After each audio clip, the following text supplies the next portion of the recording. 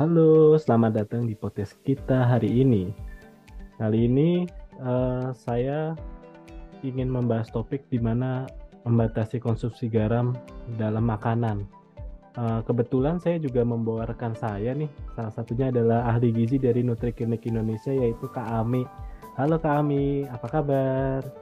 Halo Kak Bagus, Alhamdulillah kabarku baik. Kak Bagus gimana kabarnya? Alhamdulillah, kabar saya juga baik. Iya nih Kak Ami Oke. nih. Jadi ada beberapa topik yang pengen kita bahas. Tentunya kita akan membahas membatasi konsumsi garam dalam sebuah makanan sih kayak gitu sih Kak.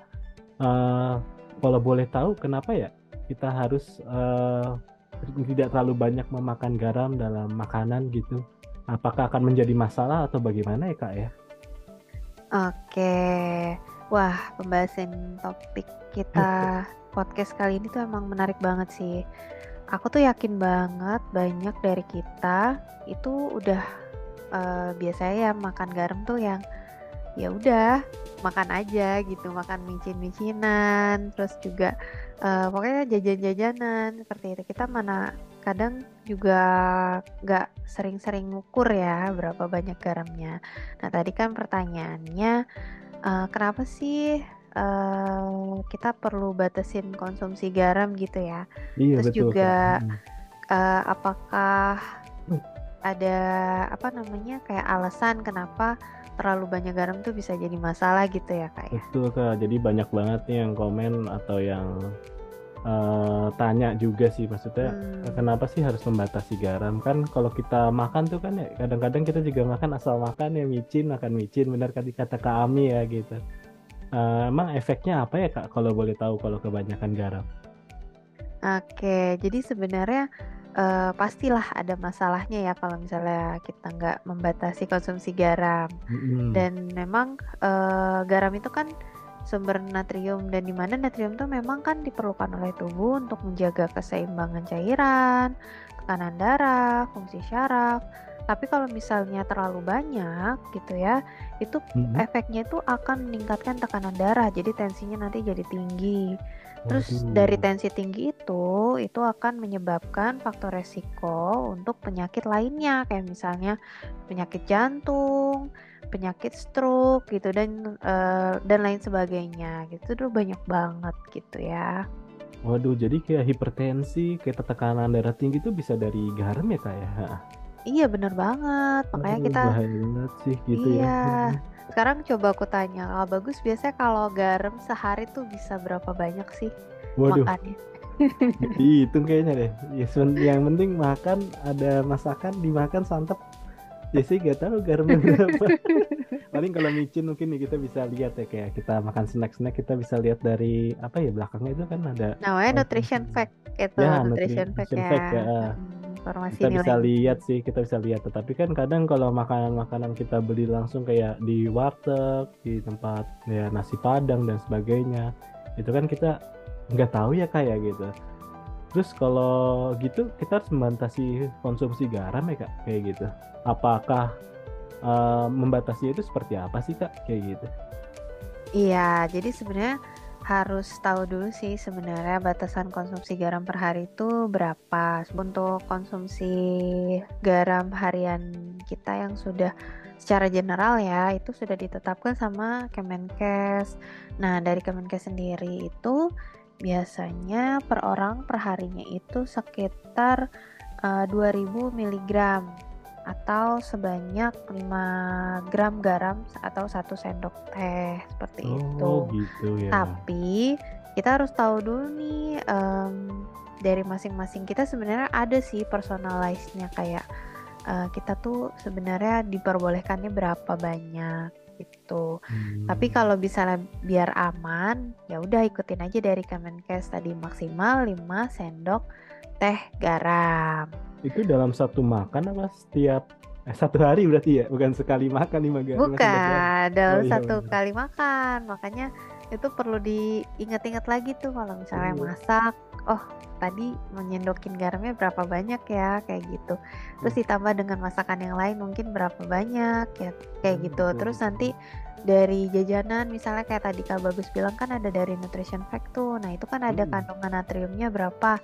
Nah, kita betul. coba jumlahin tuh apakah sudah melebihi 2000 Hmm. 2000 miligram tadi atau enggak kayak gitu. Oh gitu Kak. Oh berarti emang kita harus ngitungin ya kayak berapa garam nih. Jadi ya ya walaupun ya kita takar-takar lah ya, asin atau enggaknya kan kita juga bisa ngerasa sendiri ya gitu ya. Betul, betul. Betul banget Kak Mm-mm. Bagus. Kalau misalkan nih, misalkan saya kan sering olahraga nih Kak. Gimana ya? Oh Kan iya, aktivitasnya tinggi gitu ya maksudnya kayak ya cuman jogging aja sih, cuman naik sepeda.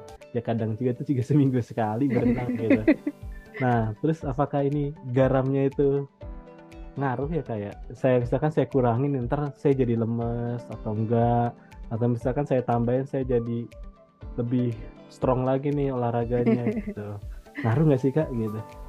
oke, bagus banget nih. Kak Bagus udah nerapin ini ya, apa pola hidup Iya, sehat ya iya dengan dong harus rutin kita berolahraga. udah berumur.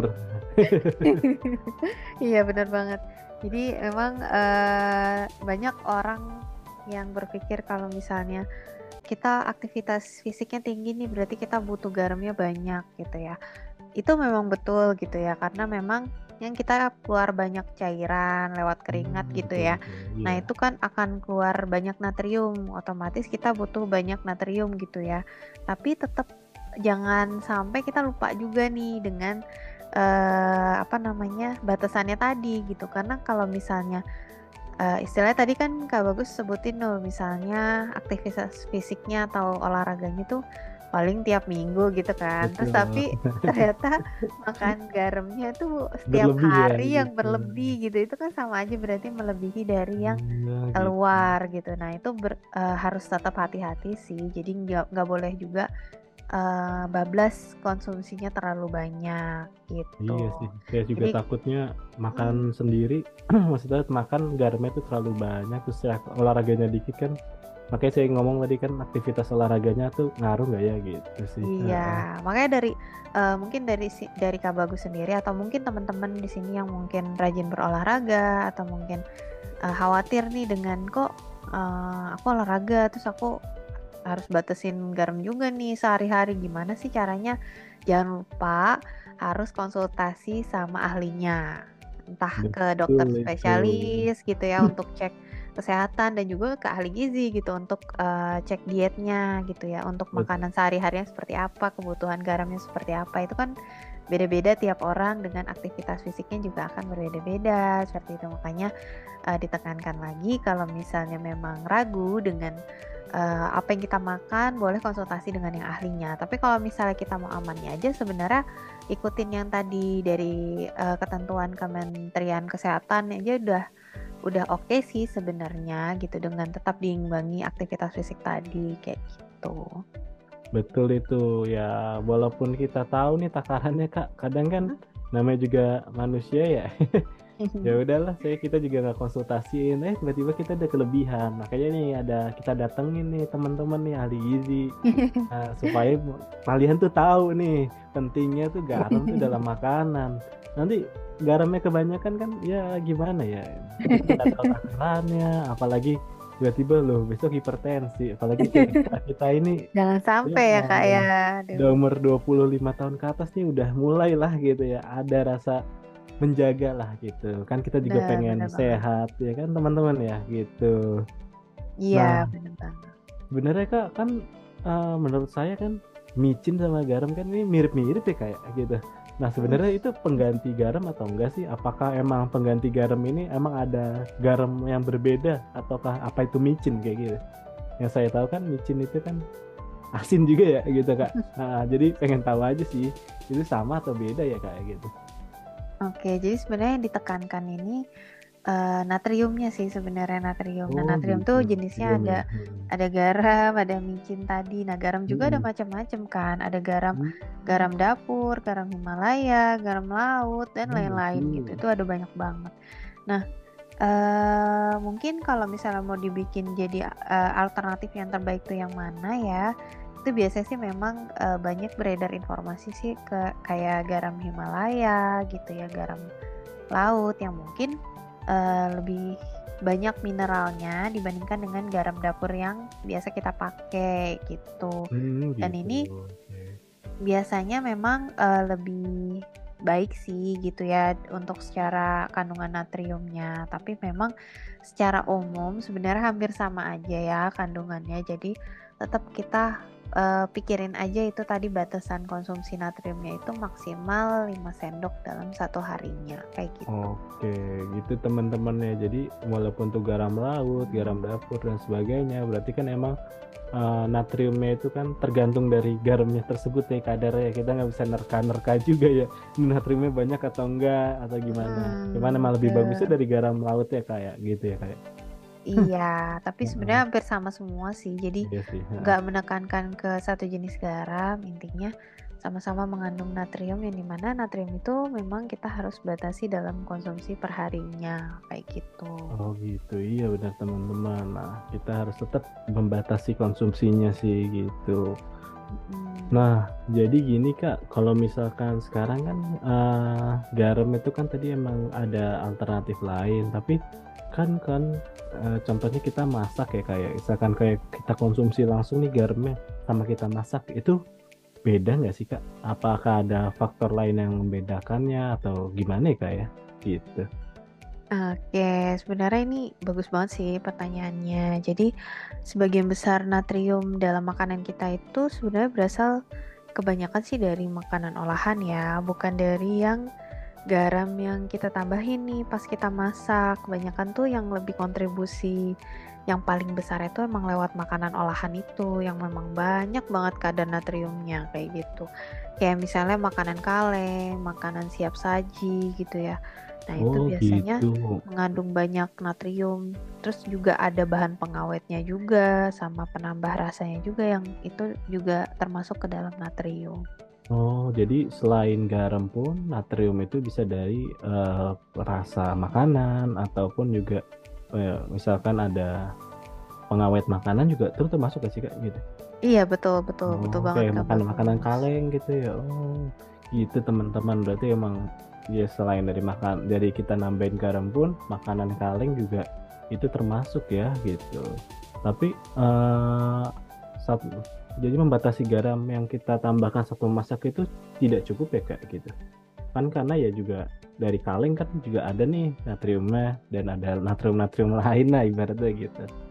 Ada Iya. saran nggak ya Kak kira-kira atau gitu? Iya bener banget sih Kak Bagus. Jadi penting banget nih buat kita sebenarnya.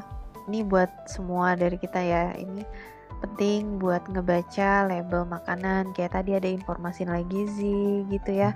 Nanti di Oke, situnya oke. tuh kan ada kandungan natriumnya berapa gitu. Nah, untuk menghindari makanan olahan yang memang mengandung terlalu banyak natrium. Dan memang kita juga bisa juga mengganti garam dapur dengan garam alternatif yang sebelumnya tadi udah disebutin tuh kayak garam Himalaya, garam laut kayak gitu ya. Atau mungkin rempah-rempah itu juga bisa jadi alternatif penyedap rasa di mana pengganti dari micin-micinan tadi yang memang kadar natriumnya juga mungkin lebih tinggi daripada kita bikin yang alami misalnya bumbu alami kayak gitu. Oke, bumbu-bumbu kayak kita cabe kita giling sendiri kayak gitu ya, nggak pakai cabe sasetan kan ada tuh Nah, cabe ya benar, sasetan ya gitu. apalagi yang itu Nah, serbuk apa oh apa sih namanya ya? Kayak cabe cabai bubuk bubuk itu ya. betul itu Betul, juga betul. mesti hati-hati juga tuh karena kan ada bahan pengawetnya juga kan kayak Iya ya. gitu itu Apalagi itu juga juga kadang ada yang rasa asin ya kayak gitu. iya bener apalagi ditambahin lagi garam kayak gitu makanya harus Hmm. hati-hati sih. Nah, terus kalau misalkan nih teman-teman ini di podcast nih khawatir nih, udah kalau nggak pakai garam kan kayaknya kurang sedep ya kayak gitu. Gimana sih rasanya gimana ya? Khawatirnya rasa sedap itu hilang gitu. Ya mungkin aja ada kayak saya kan pencinta asin juga kan. Ya walaupun nggak ikan asin mbak ya ikan asin tuh tetap asin ya gitu. Tapi kan ini makanan yang asin gitu yang ya lumayan asin lah gitu. Saya suka gitu. Gimana ya caranya untuk kayak menghilangi kekhawatiran untuk rasanya hilang atau tetap apa ya jatuhnya tetap asin lah gitu. Iya bener banget sih Kak Bagus. Mungkin sebagian dari kita kan pada suka banget ya sama namanya makanan asin. Ntar kalau nggak pakai makanan, nggak pakai garam gitu ya di makanan tuh rasanya ya ampun hambar banget, gak bikin nafsu makan, jadi nggak Betul pengen Kak. makan kayak gitu kan Heeh, ya. Terus juga ada pengalaman juga nih Kak Bagus nih, sekalian sharing aja ya. Mungkin kalau betul. di rumah sakit kan beberapa pasien mungkin ada yang sakit hipertensi jadi dikasih makanan yang rendah garam, di mana rendah garam tuh Aduh, bener-bener kadang ada yang nggak pakai garam sama sekali atau garamnya cuma sedikit, nah itu kan nggak berasa ya di lidah, terus bener-bener kadang Kak. komplain kok Nggak rasanya ada kayak gini rasanya kan? sih, gak enak Iya, banget deh mbak, misalnya gitu ya. Saya tuh nggak suka banget loh sama makanan ini karena hambar banget, gimana saya mau makan gitu ya. Nah itu emang banyak bener-bener. banget sih. Nah itu untuk yang sakit. Nah gimana yang sehat gitu yang memang biasa sehari-harinya suka makan asin, makan micin, makan makanan olahan kayak gitu. Tapi sebenarnya bisa sih pelan-pelan kita rubah itu ya. Jadi kita rubah mindset kita kalau kita tuh makan tuh bukan cuman dapat enaknya aja. Yang penting kita gimana ke depannya tuh bisa sehat, kita menjaga diri gitu ya. Daripada sekarang enak-enak taunya nanti di masa tua malah jadi susah. Kita nggak bisa nikmatin makanan sama sekali gitu ya dengan makanan yang bergaram seperti itu atau makanan lainnya yang mungkin mengganggu kesehatan kita gitu. Daripada seperti itu lebih baik dari sekarang kita boleh Hmm, sekali-kali gitu ya, tapi bisa kita apa ya batasi nih ganti kayaknya. pelan-pelan, kita ganti pelan-pelan makanan Selang-seling lah ya kita. gitu ya. Iya, dengan yang alami, terus penambahannya Betul. dengan rempah-rempah alami gitu ya. Terus kalaupun mau menambahkan garam, bisa dengan garam alternatif yang mungkin kadar natriumnya tadi lebih rendah, misalnya kayak tadi garam Himalaya seperti itu ya. Atau kalau misalnya memang nggak bisa ganti dengan garam alternatif, pakai garam dapur biasa nggak apa-apa, tapi kita perhatikan kadar konsumsinya sehari, apakah sudah melebihi dari 5 sendok teh kah gitu dalam sehari atau lebih dari 2000 miligram natrium kah dalam sehari gitu. Kita cek-cek, terus kalau misalnya memakan makanan olahan kita cek juga nih, tadi kita makan apa nih masakannya. Oh, dimasukin garamnya berapa sendok teh misalnya. Berarti sekitar misalnya udah berapa miligram. Nah, nanti ditambah dengan makanan olahan kita cek di informasi nilai gizinya, natriumnya ada Betul berapa betul. miligram. Nah, itu kita Harus dicek tuh harus emang punya sih. Heeh. harus punya kesadaran, punya skill untuk apa? Membaca itu, Ya, untuk Nutrifake itu ya. Heeh. mengira-ngira seperti itu.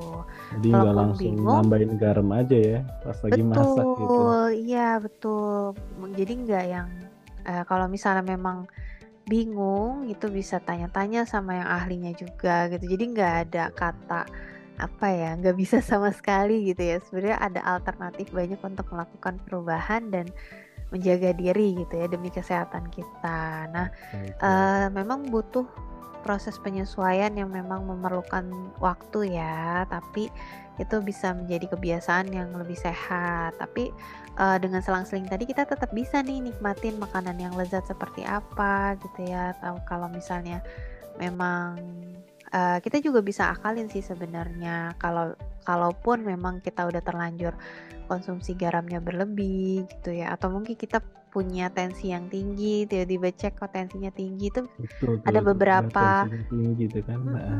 itu ada beberapa cara sih untuk mengurangi atau apa ya, menormalkan tekanan darah tadi dengan beberapa Hmm, makanan. Salah satunya misalnya kalau udah terlanjur banget ya, kita pakai lalap-lalapan juga nih, misalnya iya sih kayak itu timun gitu ya, atau ya, labu nurunin siam, tekanan darah ya gitu ya. atau bisa konsumsi pisang, buah pisang gitu, makan sayur dan Hmm, buah lainnya itu juga bagus kok. Yang penting diimbangi betul. dengan sayur dan buah tadi gitu. Jadi kalau misalnya memang terlanjur ya ya udah berarti diakali dengan hal tersebut. Kayak gitu, Kak Bagus. Oke, mantap banget ini penjelasannya tuh teman-teman dengerin nih. Penjelasan dari Kak Ami nih, dari ahli gizinya langsung ya, bukan dari saya pribadi nih. Kita sharing-sharing aja ya, Kak Bagus Betul. ya, gitu Heeh. Jadi kan ya. kita juga sering-sering pengalaman nih, Kak Ami juga udah tahu nih, kita tuh Hmm, kadang kadar garam itu kan konsumsi garam tuh penting banget kan. Nah, jadi mm-mm. mungkin berarti kesimpulannya kalau konsumsi garam itu penting banget ya Kak untuk kebanyakan orang di Indonesia, di seluruh dunia inilah mungkin ya gitu. Iya bener banget sih Kak Bagus. Jadi harus diingat ya, kita memiliki memiliki kontrol yang baik atas asupan garam kita dalam satu hari dan di akumulasi di dalam berhari-hari gitu ya, Betul. Heeh. berminggu-minggu, berbulan-bulan, bertahun-tahun gitu ya. Itu penting banget kita kontrol gitu.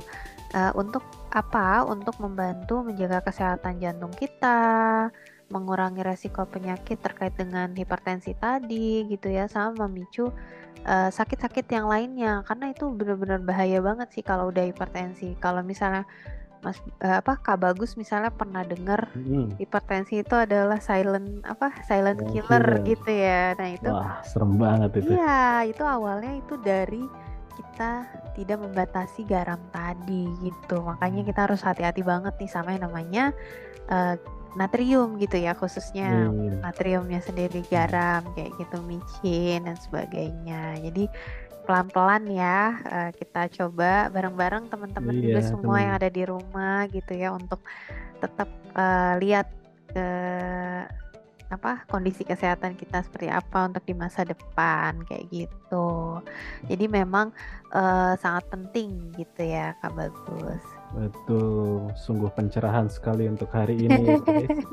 Ada Kak Ami yang sudah datang nih ke podcast kita nih, meluangkan waktunya nih. Nah, betul guys, jadi kesimpulannya nih teman-teman, konsumsi garam tuh penting buat jantung kita, apalagi namanya silent killer ya, darah tinggi tiba-tiba itu kan kita nggak tahu ya. Tiba-tiba darah tinggi Bener udah banget. nggak kerasa lah namanya darah tinggi itu mah. Tiba-tiba kita udah eh, sakit kayak gitu kan, kita harus menjauh-jauhi lah dari sakit-sakit jantung, tekanan darah tinggi dan sebagainya. Nah, jadi teman-teman nih kurang-kurangin lah makan-makan garamnya nih. Ya, selain buat diri-diri kita sendiri ya, balik lagi nih kita yang punya badan kan kita ya gitu. Jadi yang harus mendidik diri dari diri kita sendiri. Kita mah, kita berdua mah cuma nyalurin aja nih pentingnya kesehatan menjaga dari garam gitu sih. Makasih banyak loh Kak Ami nih udah datang ke sini jauh-jauh nih. Iya, makasih juga Kak Bagus udah mau ngobrol-ngobrol bareng nih. Apalagi bermanfaat banget nih temanya tentang pembatasan konsumsi garam. Semoga ada manfaatnya buat teman-teman di rumah gitu ya. Kalau bisa diikutin juga ya supaya kita ke depannya lebih sehat lagi. Terus juga Amin, di masa amin. depan kita menabung kondisi kita yang terbaik lah Betul. gitu. Terus juga Heeh. untuk produktivitas kita sehari-hari juga kan, kalau misalnya sakit kan kita juga terganggu ya produktivitasnya. Nah, sekarang dengan membatasi konsumsi garam ini nanti jadi lebih lebih bisa produktif lagi kayak gitu. Betul, selain buat sekarang ya, buat nanti kita sudah tua ya, insya Allah bermanfaat banget ini kita menjaga kesehatan, apalagi konsumsi garam.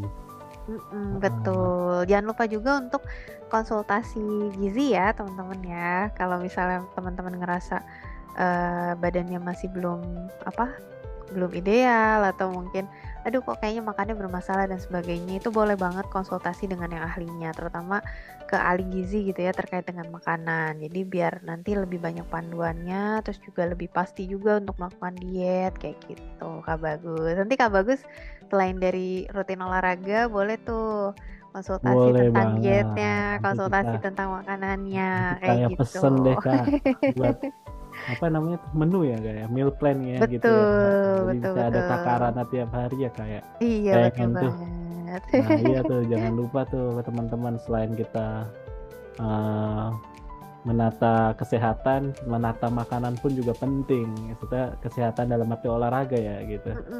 Nah, Mm-mm. penting juga nih makanan gitu. Banget itu Kak Bagus. Oke, makasih banyak Kak Ami nih. Jadi ngerepotin nih udah bajang-bajang bicara lebar. Enggak Udah ngerepotin kita dari Kak. ujung acara aja nih. Udah waktunya istirahat ya Kak ya. Makasih banyak nih. Mungkin Betul, Kak Ami mau betul. lewat kemana lagi. Udah mampir kemari gitu. Jangan lupa nonton di podcast selanjutnya ya. Mungkin nanti kita akan undang lagi Kak Ami untuk membicarakan seputar-seputar gizi yang lain ya Kak ya.